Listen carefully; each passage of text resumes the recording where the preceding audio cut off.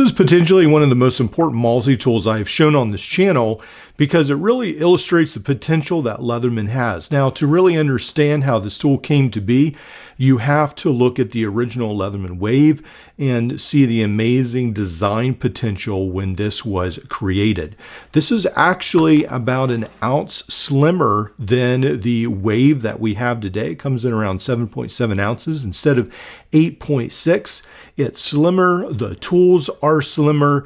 No, it doesn't have an internal bit driver, but it is a beautiful tool in its own right. And the more I looked at this, I thought this would be the perfect tool to shorten and to make a small tool like I keep trying to with my Gerber Frankenstein Leatherman, with this Byberry model, and even how I have tried to modify the Leatherman Skeletal, but still there isn't enough room for tools on the Leatherman Skeletal.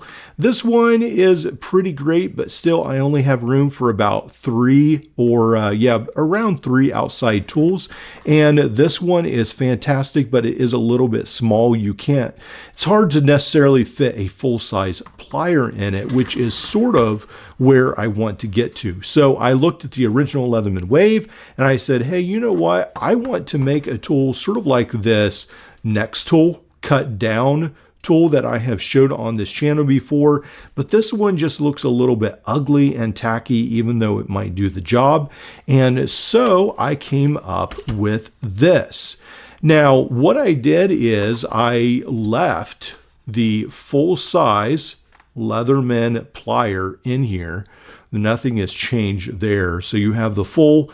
This is, of course, the older Leatherman Wave, the original. And so you have the USA stamp on there, made in America. Now, I know Leatherman was taken in a lawsuit over that, so maybe this was made in Mexico, but still, it's a great tool.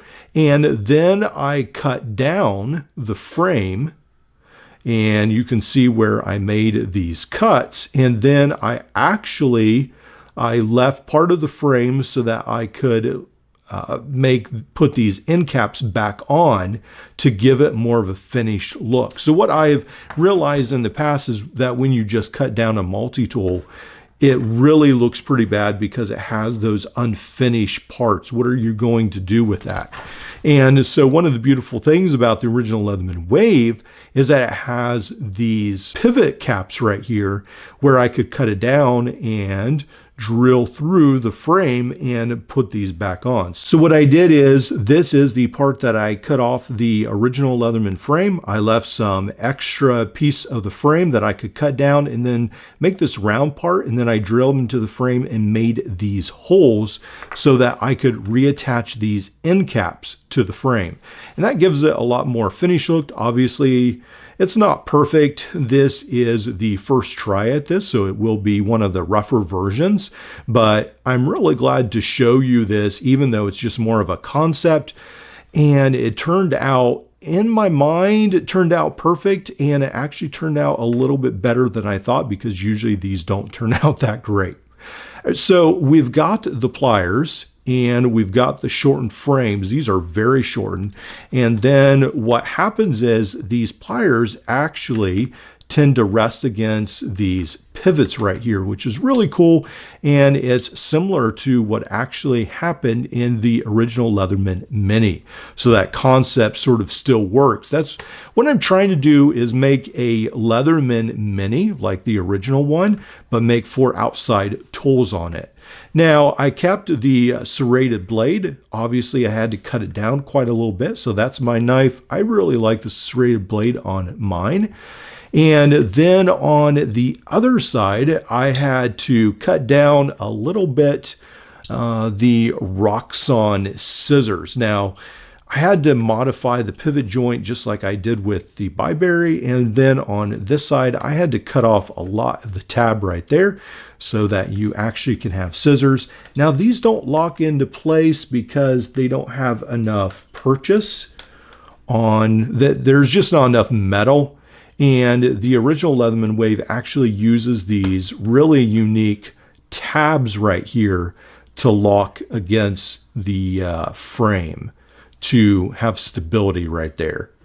So yeah, I didn't get fancy. I didn't add any tabs to these new implements, but I probably could do that if I wanted to weld some on or something. Now on the other side, I wanted a bit driver. To me, this is one of the perfect tool implements. If you have a knife, a bit driver, a pair of scissors, and then either a file or a saw. So with this bit driver, I really needed it to be able to fit right here. It's almost at the max. So for the moment, I am using the Steinwell double-sided bits.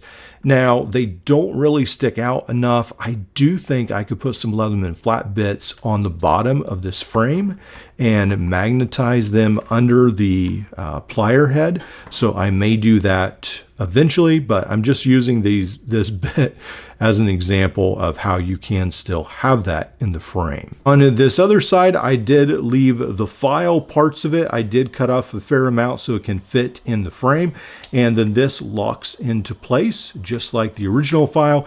I do have to come up with a nick or some way to get this file out of the frame because it's a little stuck in there, and this right here is actually a rest for it to lock into place, or else I would drill that out and put like a thumb stud there.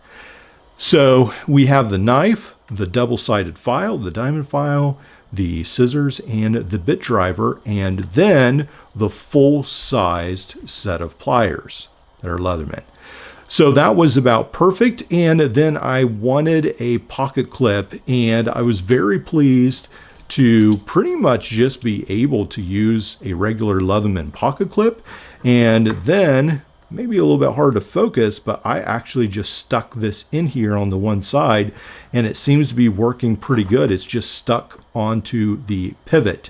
Now eventually I'll maybe put some spacers in there and sort of wedge it in, but for the moment it's actually working really good. So I really like that. This is the Donk pocket clip, the titanium one off of Amazon, and I just stuck that in.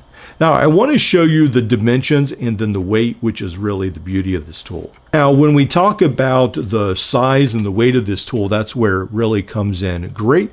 It just comes in barely over 3 inches, or just around 8 centimeters long, which is fantastic. It's actually shorter than my Gerber Leatherman Frankenstein tool, and in reference to the Leatherman skeletal, it's actually smaller than that as well, but yet the pliers are, you essentially get full-size pliers. I mean, they're the original wave pliers, but they're essentially full-size pliers. They are longer than the skeletals in a smaller frame.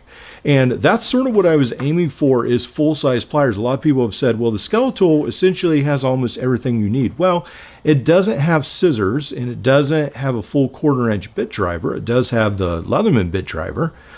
It has a knife, but it doesn't have a file either. So that's why I really like to have that 4-slot system where you can sort of pick and choose what you want, and then you can have a full set of pliers on your tool, which I think is really, really great. Now, when it comes to weight, that's one of the things that did surprise me, because a lot of times on these tools, they do seem to be a little bit heavy. With, again, the Gerber Leatherman Frankenstein tool, it's pretty heavy, but this one comes in only at 5.8 ounces, barely over the Leatherman skeletal, which comes in, you know, around 5 ounces exactly. 4.9, I guess, right there. Now, this Leatherman Gerber Frankenstein tool, you can see it comes in just an ounce less than the Wave, actually, so it is a fairly heavy tool. With this new Leatherman Wave XS, extra small mod right here, that really does come in a lot lighter at only 5.9 ounces, which I think is just fantastic. Is this the perfect multi-tool mod? Probably not. Probably someone could do it better, but I really like having this tool right here. And this is essentially an idea of what I think Leatherman should have evolved the Leatherman Mini into. For those of you saying, why does he keep talking about the Leatherman Mini? What does he mean? What is that? Well, this is the Leatherman Mini. This was, I believe, the second tool that Leatherman actually made after the PST. This right here, and this is the one where it actually has fold out handles that come out, and then they each side has a tool right there, and then it becomes almost like a full-length set of pliers, but then it's very compact and it folds into a very tiny package, but with a full set of pliers. And so essentially that's what I've tried to do, is create a modernized version. This one is a bit bulkier, but it's very similar in size to the Leatherman Mini, a little bit thicker, but it has a lot of the same characteristics, and I still think there is a market for these smaller multi-tools.